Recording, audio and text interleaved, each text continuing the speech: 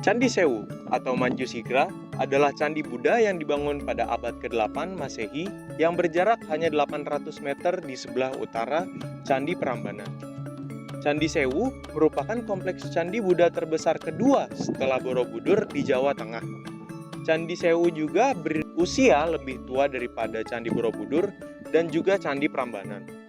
Meskipun aslinya memiliki 249 candi, oleh masyarakat setempat candi ini dinamakan Sewu, yang berarti 1000 dalam bahasa Jawa. Penamaan Sewu sendiri berdasarkan kisah legenda Roro Jonggrang. Secara administratif, kompleks Candi Sewu terletak di Dukuh Bener, Desa Bugisan, Kecamatan Prambanan, Kabupaten Klaten, Provinsi Jawa Tengah.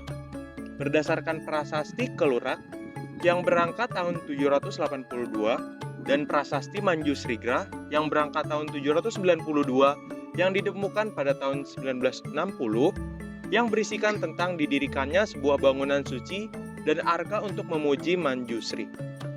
Di mana Manjushri itu adalah salah satu bodhisattva dalam ajaran Buddha.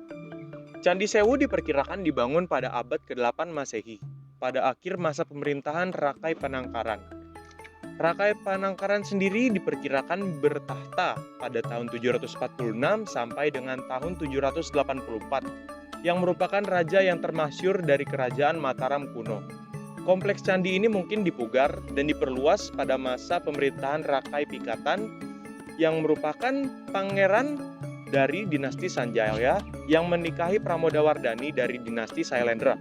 Setelah dinasti Sanjaya berkuasa, rakyatnya tetap menganut agama sebelumnya.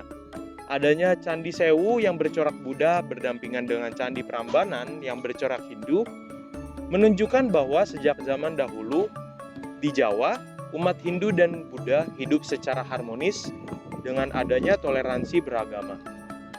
Karena keagungan dan luasnya kompleks candi ini, Candi Sewu diduga merupakan candi Buddha kerajaan, sekaligus pusat kegiatan agama Buddha yang penting pada masa lalu.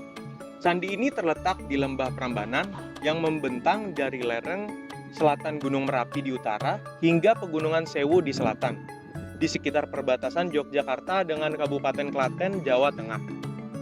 Di lembah ini tersebar candi-candi dan situs purbakala yang berjarak hanya beberapa ratus meter satu sama lain. Hal ini menunjukkan bahwa kawasan ini merupakan kawasan penting, artinya dalam sektor keagamaan, politik, dan kehidupan urban masyarakat Jawa kuno. Kompleks Candi Sewu adalah kumpulan candi Buddha terbesar di kawasan sekitar Prambanan, dengan bentang ukuran lahan 185 meter utara ke selatan dan 165 meter dari timur ke barat. Pintu masuk kompleks dapat ditemukan di 4 penjuru mata angin, tetapi mencermati susunan bangunannya, diketahui pintu utama terletak di sisi timur. Setiap pintu masuk Candi Sewu ini dikawal oleh sepasang arka dwarapala. Arka raksasa penjaga berukuran tinggi sekitar 2,3 meter ini dalam kondisi yang cukup baik dan replikanya dapat ditemukan di Keraton Yogyakarta.